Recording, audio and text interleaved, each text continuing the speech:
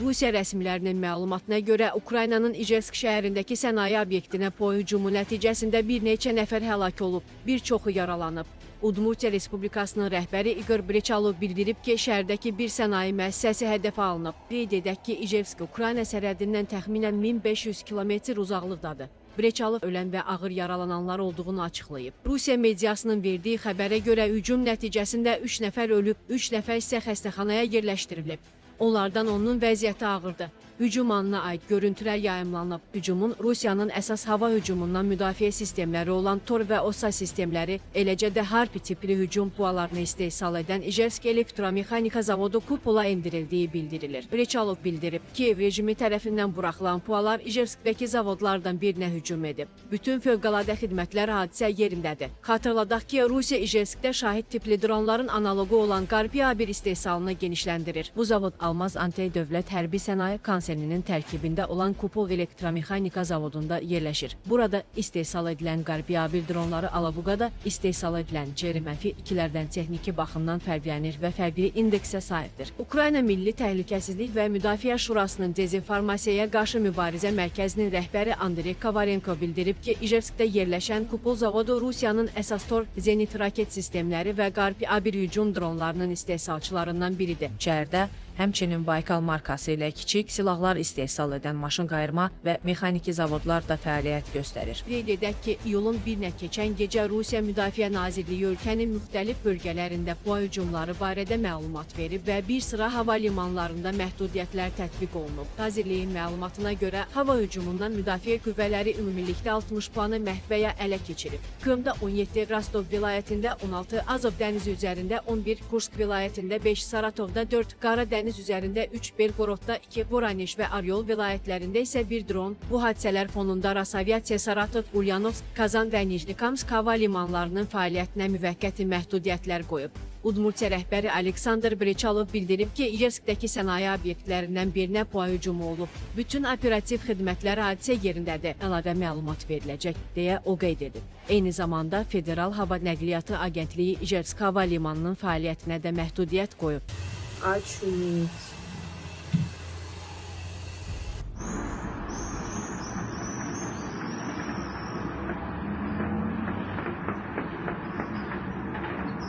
Там еще взрывается. Блин. Там еще взрывается.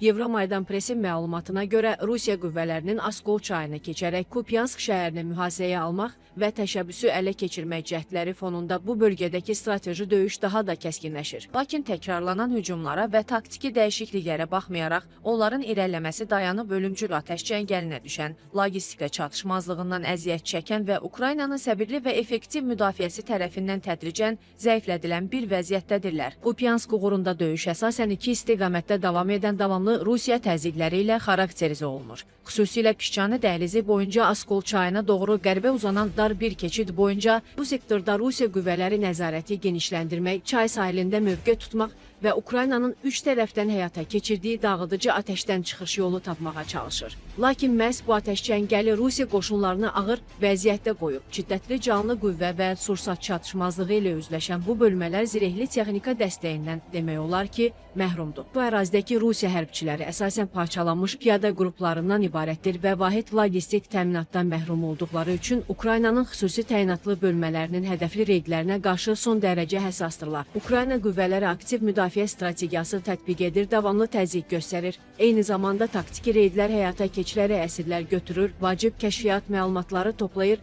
və Rusiya qüvvələrinin yığılmasının qarşısını alır. Nəticədə Pişçani dəhlizindəki Rusiya bölmələrinin strateji əhəmiyyəti çox məhdud olaraq qalır. Hazırda Taretsk, Pakrovsk, Kostyantinivka və Sumu kimi daha kritik istiqamətlərdə intensiv döyüşlər davam etdiyindən Ukrayna bu bölgədəki nisbətən kiçik düşmən irəliləyişini aradan qaldırmaq üçün geniş miqyaslı əks hücumlardan çəkinir. Belə bir hücum əksinə Rusiya logistikasını asanlaşdıra və onların uzanan təminat xətlərini qısalda bilər. Bunun əvəzinə Ukraynanın müdafiə və tükətmə strategiyası daha effektiv olur. Rusiya insan resurslarını tədricən tükəndirir, özü isə minimum itki ilə mövqelərini qoruyur. Bu arada Rusiya komandanlığı Pişçani dəhlizini tam mühasirəyə almaq və bunu Kupyansk və həyati əhəmiyyətə malik Askol çayı istiqamətində daha dərin hücum üçün sıçrayış nöqtəsinə çevirmək səylərini davam etdirir. Lakin tez-tez baş verən hücumlara baxmayaraq onların irəliləyişi olduqca zəifdir. Ruslar burada piyadalarla hücumlar, motosikletlərlə sürətli basqınlar və məhdud zirehli texnika dəstəyi ilə hücumlar da daxil olmaqla müxtəlif taktikalar tətbiq etsələr də Ukraynanın qətiyyətli və intizamlı müdafiəsi bu cəhdlərin hamısını uğursuz edib.